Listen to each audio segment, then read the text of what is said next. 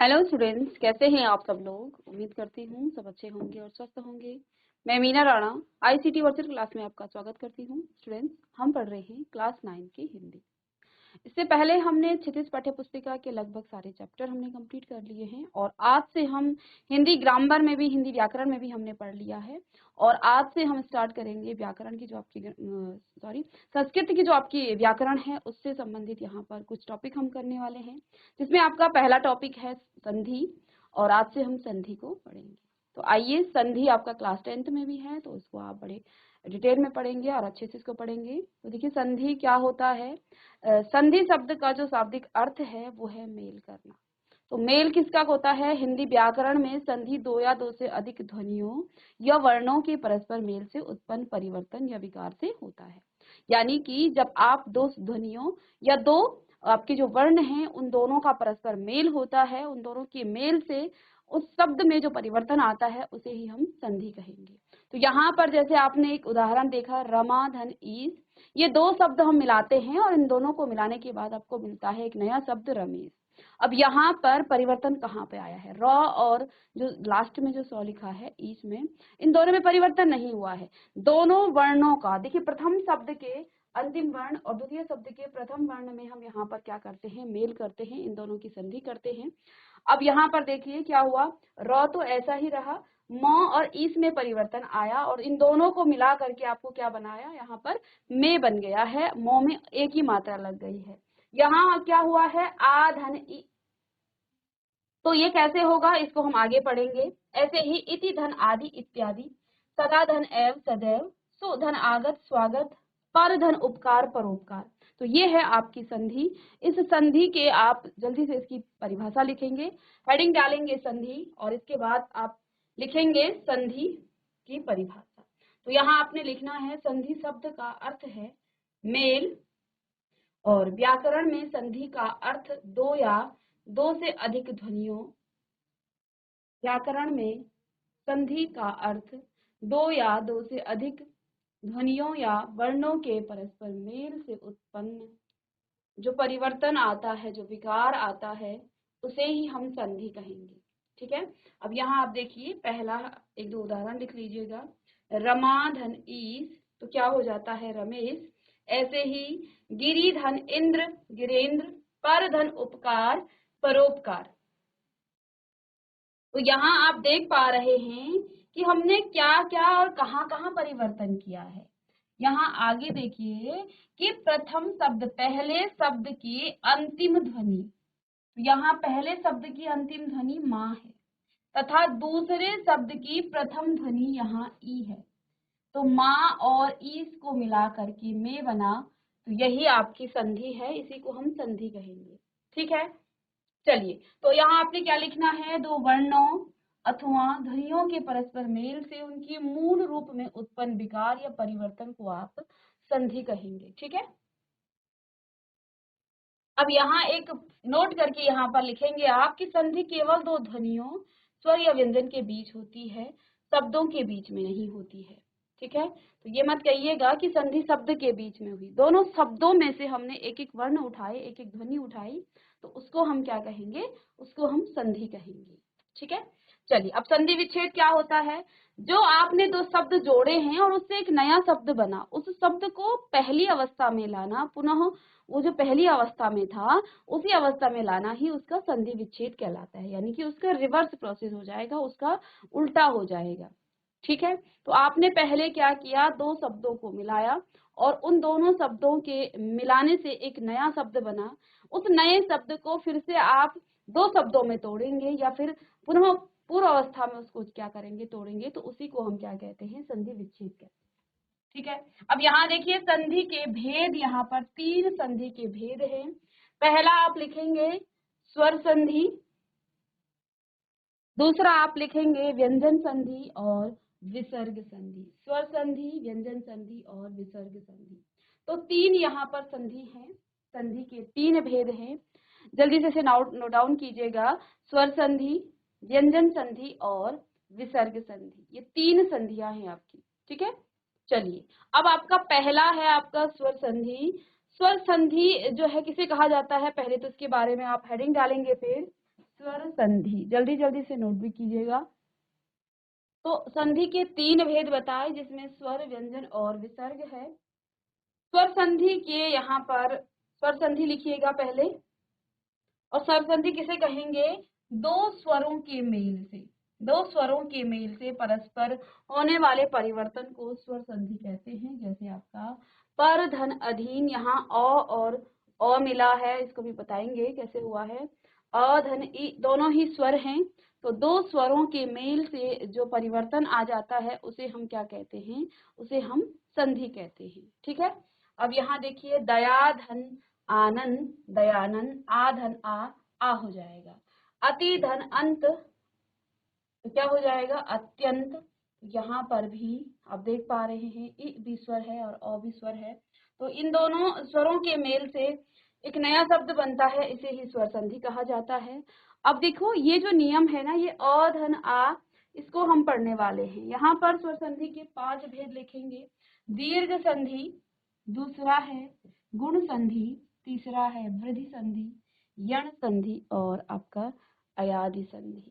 चलिए जल्दी से इसे नोट डाउन करेंगे कि स्वर संधि के भी 5 भेद हैं। कौन कौन से वो 5 भेद हैं?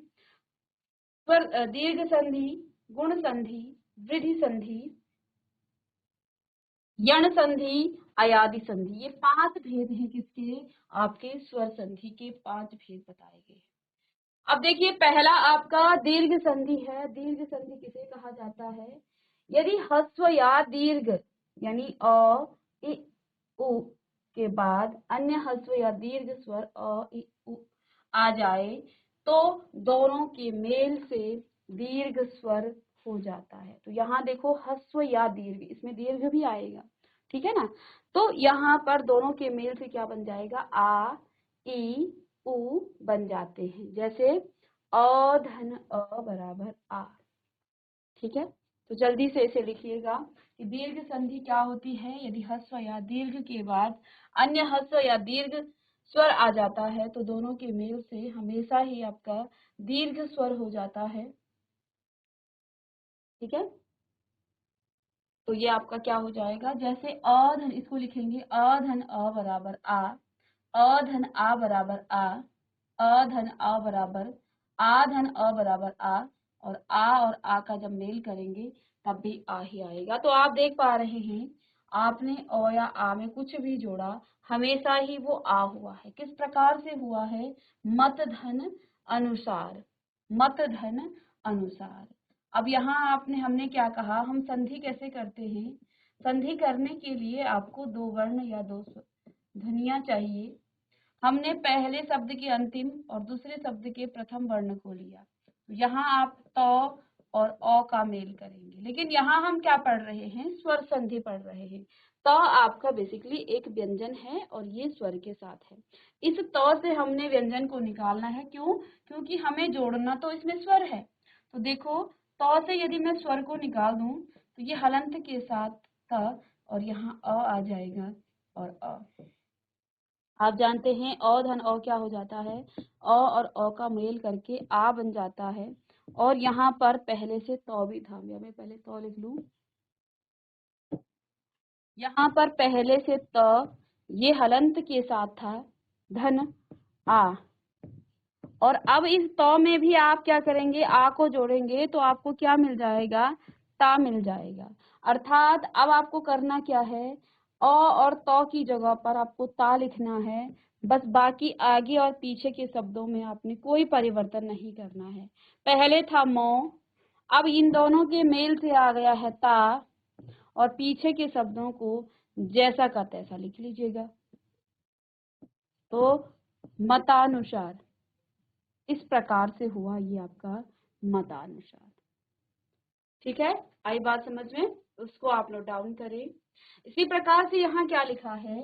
गज धन आनंद,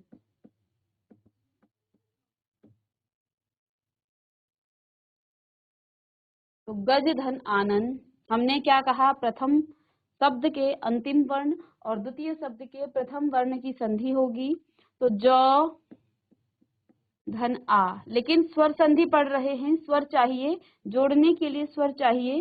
तो ज हलंत के साथ धन अ धन आ। क्यों? यहाँ मुझे दो स्वर, अभी मैं उन दो स्वरों को जोड़ूंगी और फिर मुझे स्वर संधि का ये प्रकार मिलेगा। तो देखिए यहाँ पर जो हलंत के साथ साथ में अ और आ का मेल क्या हो जाता है? फिर से आ ही हो जाता है। अ और आ का मेल फिर से आ ही हो जाता है।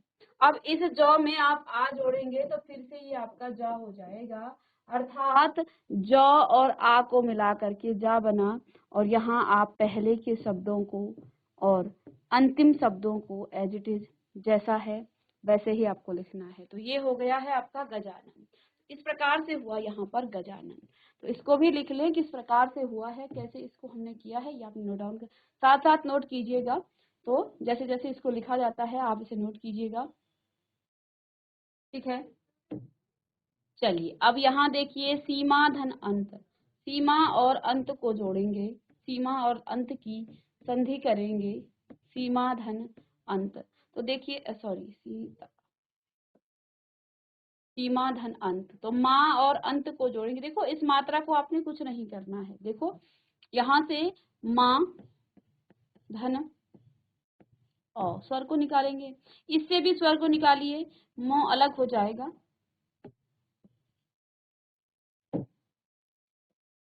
मो ऐसा हो जाएगा, इससे स्वर निकाल दिया और यहाँ पर आप जोड़ेंगे, सॉरी यहाँ से आ निकालेंगे, यहाँ हो जाएगा अ।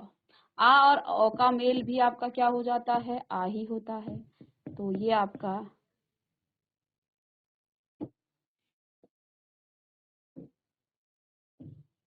आ, ठीक है।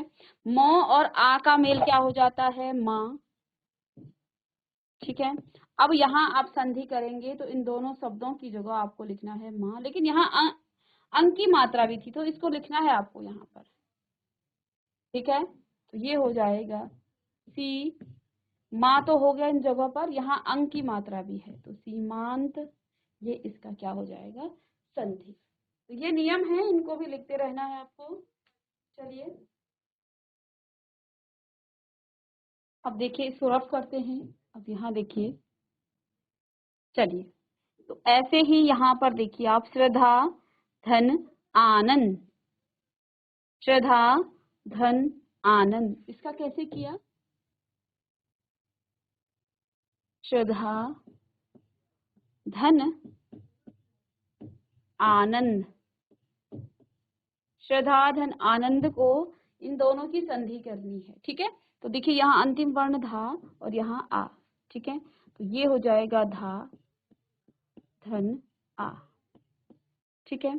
तो धा धन आ, तो इससे हो जाएगा आपका, देखो यहाँ से भी हमने क्या निकालना है? आ निकाल देना है। किससे? इस धा से आपने स्वर को निकालेंगे तो यहाँ पर आपके पास क्या आ जाएगा? ध तो हलंत के साथ धन आ धन आ। अब देखिए हमने यहाँ 3-4 नियम पढ़ लिए। हमने यहाँ अ को अ के साथ जोड़ा, अ को आ के साथ जोड़ा, आ को अ के साथ जोड़ा और आ को आ के साथ हम यहाँ जोड़ रहे हैं। तो सबके केस में आपका आ ही आ रहा है, दीर्घ स्वर ही आ रहा है। तो यहाँ पर देखिए ये आपका ध धन आ और फिर से इसको जोड़ेंगे तो ये हो जाएगा धा, यानी कि इन दोनों को जोड़ने के बाद आपका क्या आ जाएगा? धा, ठीक है। और जैसे प्रैक्टिस कर लेंगे आप तो फिर आपको ये लिखने की आवश्यकता नहीं है, तो ये सीधे आप लिख सकते हैं, सीधे इसको जोड़ सकते हैं, ठीक है। तो ये आपका श्रद्धा नंद। तो इस प्रकार से इन दोनों की हमने संधि करी। ऐसे ही यहाँ देखिए परम में अ का स्वर है और यहाँ भी अ है, अ धन अ आपका आ हो जाएगा और वो आपका लगेगा कहाँ पर? इस मो पर, ठीक है। तो परमार्थ, परमार्थ, पर्वत में त और यहाँ आ, तो अ धन आ का मेल करेंगे ता होगा और ता की मात्रा लगेगी कहाँ? आ की मात्रा लगेगी त में। तो ये हो जाएगा पर्वतारोही। सेवा आ धन अ, ये भी आ बनेगा, सेवार्थ। विद्या आ धन आ हो जाएगा तो विद्यालय, ठीक है। तो इस प्रकार से इन सभी उदाहरणों को आपने लिखना है और साथ ही साथ हम इसको समझते हुए चलेंगे। चलिए अब दूसरा नियम हमने क्या कहा? ए धन ई के मेल से भी आपका ई हो जाता है। तो यहाँ देखेंगे, इसको लिखिए ए धन ई, ई दूसरा है ई धन ई, आपका बड़ा ई धन बड़ा ई, दोनों के मेल से बड़ी ई। तो सबके केस में आप यहाँ सीधा एक सिंपल सा लिख सकते हैं कि यदि आप इ या इ में कोई भी इ या इ जोड़ें, हमेशा बड़ा ई ही आएगा। इतना सा लिख सकते हैं इसको। सॉरी, यहाँ ऑब्लिक होगा, ये आपका धन नहीं है, धन बीच में आएगा, यहाँ ऑब्लिक, यानी कि या तो ई या ई, कुछ भी आए हमेशा ही वो बड़ा ई हो जाता है। तो यहाँ भी आप देख पा रहे हैं, ये इसी बात को बता रहा है। ये मैंने शॉर्ट में लिख दिया।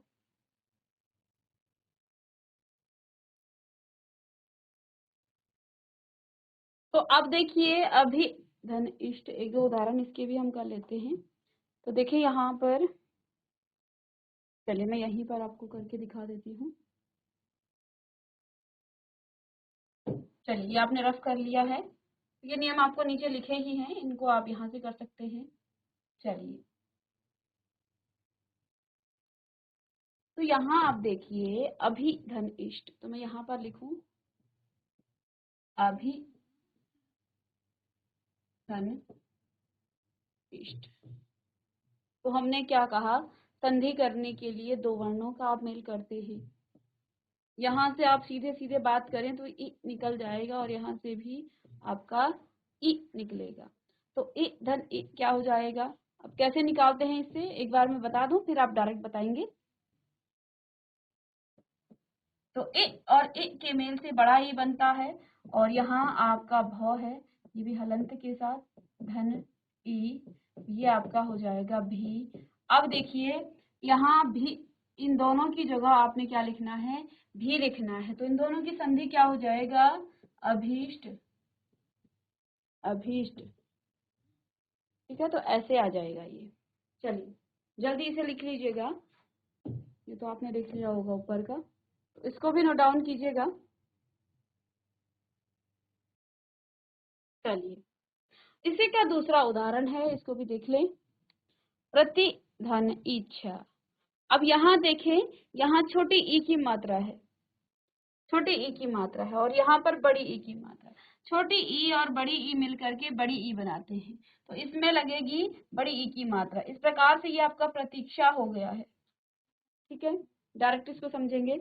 नारी में बड़ी ई की मात्रा है और इसमें भी बड़ी ई की मात्रा है, और यहाँ हमने बड़ी ई और बड़ी ई का मेल करके बड़ी ई ही यहाँ पर किया था, तो ये आपका हो जाएगा नारीश्वर।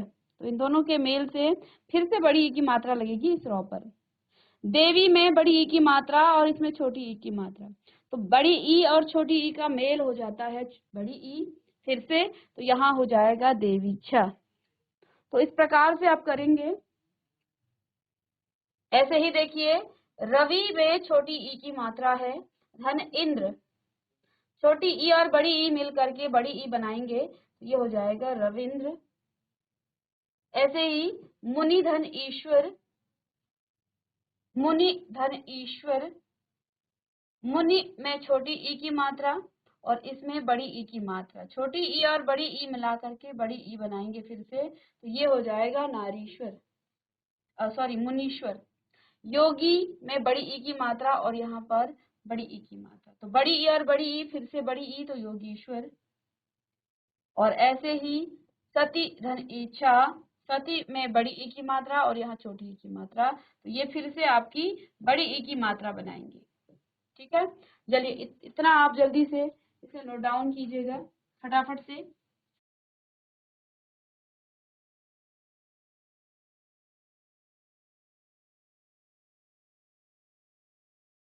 तो देखिए दीर्घ संधि में आप देखिए क्या क्या आप लिखते हैं, यहाँ पर एक बार मैं वो लिखा दूं। हम बात कर रहे हैं दीर्घ संधि की। पहला जो संधि का भेद है,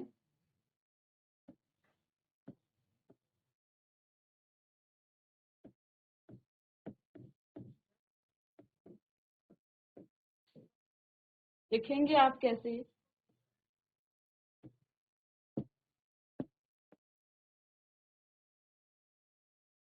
आप यहाँ और आ को जोड़ें, या फिर मैं पहले अ को ही जोड़ूं, अ धन अ भी आ हो जाएगा।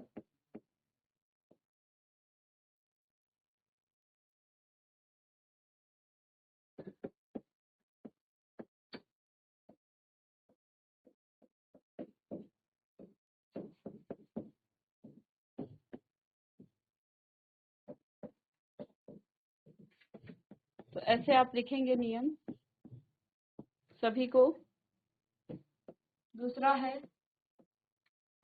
यदि आपके पास ए है और दूसरा भी ई है, बस इतना सा आपको पता होना चाहिए, बाकी आप इसको कर लेंगे।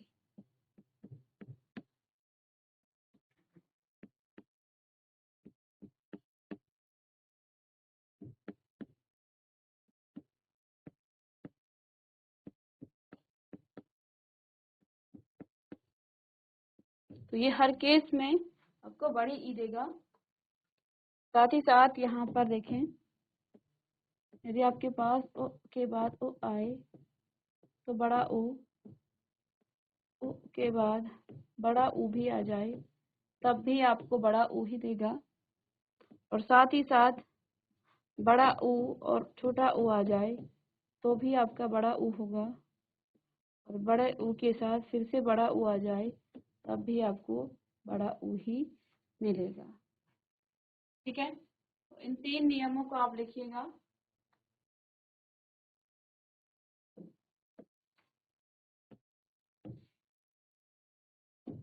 तो इनके तो हमने उदाहरण पढ़ लिए हैं, अब हम ओ की उदाहरण पढ़ेंगे यहाँ पर।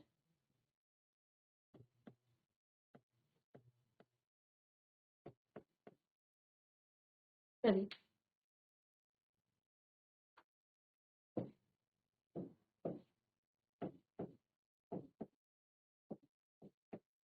विधो धन उदय। तो हमने क्या कहा, इन दोनों के मेल से संधि होगी। ठीक है, इन दोनों को मिलाना है। तो देखो, यहाँ पर आपका धु आया है और यहाँ पर आपका ओ आया है। इससे आपने स्वर को निकाल देना है। ये हलंत के साथ धन में ओ और धन ओ, और आप जानते हैं ओ और ओ के मिल से आपका क्या हो जाता है, बड़ा ऊ। तो ये ध है, ठीक है, और यहाँ आपने बड़ा ऊ। इसी पर आप बड़ी ऊ की मात्रा लगाइएगा, क्योंकि यहाँ ध के साथ ऊ जुड़ा है, ये हलंत है, ये मात्रा नहीं है। ठीक है, अब यहाँ पर मात्रा इस प्रकार से लगेगी। ठीक है, ध्यान देंगे, इससे स्वर निकाला है तो ये आपका हलंत है और ये मात्रा है बड़ी ऊ की। ठीक है, तो अब आपने क्या करना है, इन दोनों के स्थान पर बड़ा ऊ लिख देना है। तो इन दोनों की संधि क्या हो जाएगी, वि धु धू दय, विधु दय। चलिए जल्दी नोट डाउन करें।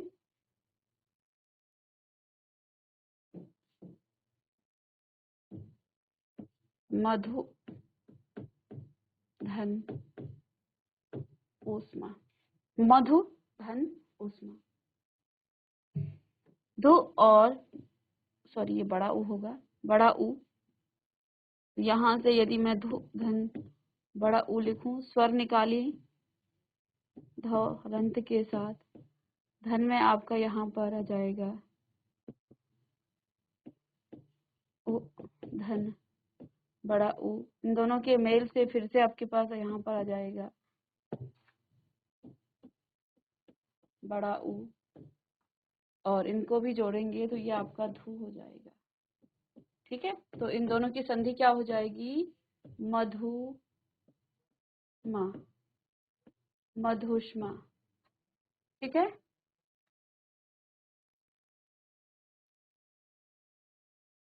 इसको थोड़ा ठीक कर लीजिएगा, इस प्रकार से बनाएं इसे, आधा शौ है। तो अब आपने क्या क्या देखा, यहाँ उ और उ के मेल से बड़ा ऊ, छोटा ऊ और बड़ा ऊ के मेल से फिर से आपका बड़ा ऊ बना है। चलिए जल्दी से नोट डाउन करें। चलिए इसको मैं थोड़ा सा छोटा कर दूं ताकि हम यहाँ एक और उदाहरण को एडजस्ट करें।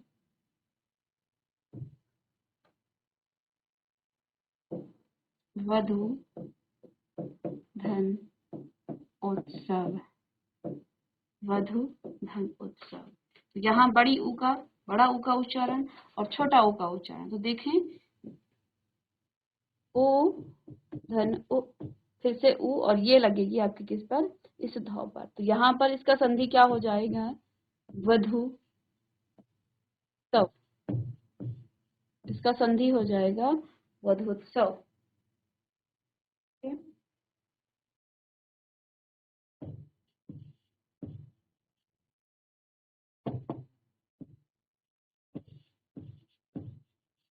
फिर देखें वधु धन ऊर्जा।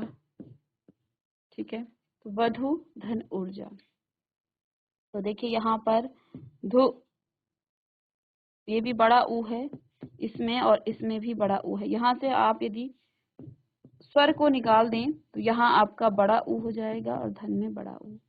ऊ और ऊ क्या हो जाता है आपका, फिर से ऊ हो जाएगा। तो फिर से यहाँ ये कहें आप कि इस पर बड़ी ऊ की मात्रा आप लगाएंगे। देखो ये आपका क्या है, ये आपका हलंत है और ये मात्रा इस प्रकार से है। ठीक है, यानी कि अब आप इसका संधि करें तो यहाँ आप क्या लिखेंगे, वधूर्जा, वधूर्जा, ये इसकी संधि हो जाएगी। ठीक है, तो आपने यहाँ क्या क्या चीजें देखी हैं, यहाँ आप देखिए आपने छोटा ऊ और छोटा ऊ मिलाया तो आपको बड़ा ऊ मिला। ठीक है, छोटा ऊ और बड़ा ऊ मिलाया तो फिर आपको बड़ा ऊ मिला। फिर से यहाँ देखें बड़ा ऊ और छोटा ऊ मिलाया तो फिर आपको यहाँ बड़ा ऊ मिलने दिखा। ठीक है, तो यहाँ हमने बड़ा ऊ और बड़ा ऊ को मिलाया, फिर से बड़ी ऊ की मात्रा यहाँ लगा दी, यानी कि बड़ा ऊ आया है। तो चलिए ऐसे लिखिएगा और बाकी उदाहरण हम पढ़ लेंगे इसमें।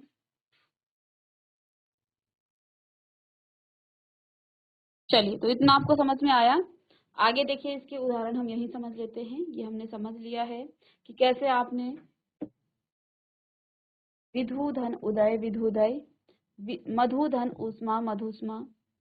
यहाँ देखिए विधु धन उदय विधुदय, मधु धन उष्मा मधुष्मा, और ऐसे ही वधु धन ऊर्जा वधूर्जा, और वधु धन उत्सव आपका वधुत्सव है। ऐसे ही आप लिखेंगे अनुधन उदित, तो क्या हो जाएगा अनुदित, यहाँ छोटा ऊ और यहाँ पर छोटा ऊ दोनों ऊ मिलाकर के बड़ा ऊ की मात्रा यहाँ पर देंगे, तो यहाँ आपके बड़े ऊ की मात्रा आ गई है। ऐसे ही लघु में छोटा ऊ है और इसमें बड़ा ऊ, तो बड़ी ऊ की मात्रा ही लगेगी, तो लघुर्मी। भू, बड़ी ऊ की मात्रा और बड़ी ऊ की मात्रा, फिर से बड़ी ऊ की मात्रा भूस्मा। भू धन उत्सर्ग, तो भू बड़ी ऊ की मात्रा और यहाँ छोटा ऊ, तो क्या हो जाएगा भूत्सर्ग। ठीक है, तो ये है आपका दीर्घ संधि और दीर्घ संधि के उदाहरण जो हमने आज की क्लास में पढ़े हैं। तो यहाँ हमने संधि को स्टार्ट किया और संधि के भेद पढ़े। 3 भेद हैं संधि के, जिसमें आपका पहला स्वर संधि, व्यंजन संधि और विसर्ग संधि। फिर से हमने आपको स्वर संधि के भेद बताए, जिसके 5 भेद हैं। पहला भेद है आपका स्वर संधि और पहला भेद है आपका क्या, दीर्घ संधि। दीर्घ संधि हम आज की क्लास में पढ़ चुके हैं, तो इसके आगे की जो संधि हैं उनको हम नेक्स्ट क्लास में पढ़ेंगे। मिलते हैं नेक्स्ट लेक्चर में, तब तक के लिए थैंक यू।